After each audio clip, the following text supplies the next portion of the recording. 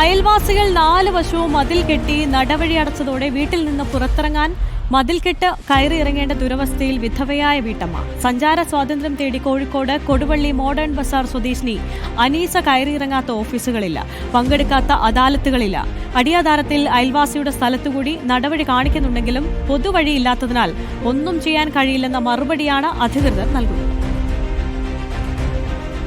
കഴിഞ്ഞ 9 വർഷമായി അനീസുമ്മ സ്വന്തം വീട്ടിൽ നിന്ന് പുറത്തേക്കിറങ്ങുന്നതും തിരികെ വരുന്നതും ഇങ്ങനെയാണ്. ഭർത്താവ് മരിച്ചതോടെ തനിച്ചാണ് താമസം. 25 വർഷം മുൻപാണ് സ്ഥലം വാങ്ങിയത്. അന്ന് വീടിന്റെ മുൻഭാഗത്തുണ്ടായിരുന്ന നടവഴി അയൽവാസി മതിൽ കെട്ടി അടച്ചു. കാരണം അടിയാധാരത്തിൽ അനീസുമ്മയുടെ ഭൂമിയിലേക്ക് മറ്റൊരു അയൽവാസിയുടെ പുരയിടത്തിലൂടെ വഴി നൽകിയിരുന്നു. എന്നാൽ അവരും മതിൽ കെട്ടി അടച്ചതോടെ ആ വഴിയും അടഞ്ഞു. നിലവിൽ വീടിന് പുറകുവശത്തെ മതിൽക്കെട്ട് ഇറങ്ങി ഇല്ലാത്ത വഴിയിലൂടെയാണ് പോയി വരുന്നത്. ഈ വഴിയും ഏത് നിമിഷവും അടച്ചുപൂട്ടാം. മനുഷ്യാവകാശ കമ്മീഷനിലും മുഖ്യമന്ത്രിക്കും പിന്നെ അദാലത്തിലും വനിതാ കമ്മീഷനിലും ഒക്കെ കൊടുത്ത് പിന്നെ ഓല് പറയുന്നത് നിങ്ങൾ കേസ് കൊടുത്താലേ നിങ്ങൾക്ക് ഇതായി കിട്ടുമെന്നാണ്. കേസ് കൊടുക്കാൻ എനിക്ക് ആളില്ല, ഞാൻ സ്വന്തമാണ് ഈ വീട്ടിലുള്ളത്.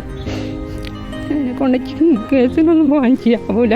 അതുകൊണ്ട് പിന്നെ ഞാൻ കേസൊന്നും കൊടുക്കാൻ പോയില്ല. പോകാൻ വരാൻ ബുദ്ധിമുട്ടാണ്. എനിക്കൊരാൾ സാധനമായി കൊണ്ട് തരാനില്ല. ഞാൻ തന്നെ പോകണം. സുഖമില്ലാണ്ടായ പുറത്തിറങ്ങാനായില്ല, രാത്രി ഞാൻ പുറത്തിറങ്ങാനായില്ല. അങ്ങനത്തെ അവസ്ഥയിലാണ് ഞാൻ നിൽക്കുന്നത്. പിന്നെ അതിന് നടക്കാനും ആളില്ല. ആൺകുട്ടികളില്ല, 2 പെൺകുട്ടികൾ ഞാനും സ്വന്തമാണുള്ളത്. എന്താ ഞാൻ ചെയ്യേണ്ടത് എനിക്കറിയൂല.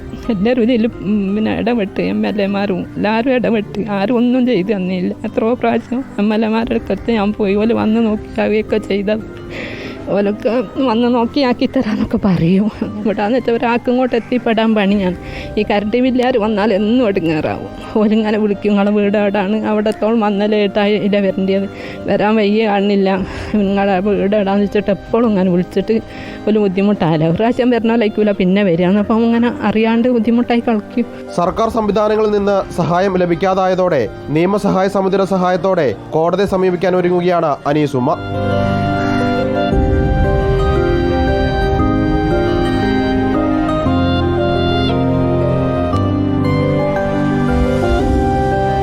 വീഡിയോ ജേർണലിസ്റ്റ് മകേഷ് കുമാറിനൊപ്പം reporter Sinoj Thomas, in reporter, Kozhikode.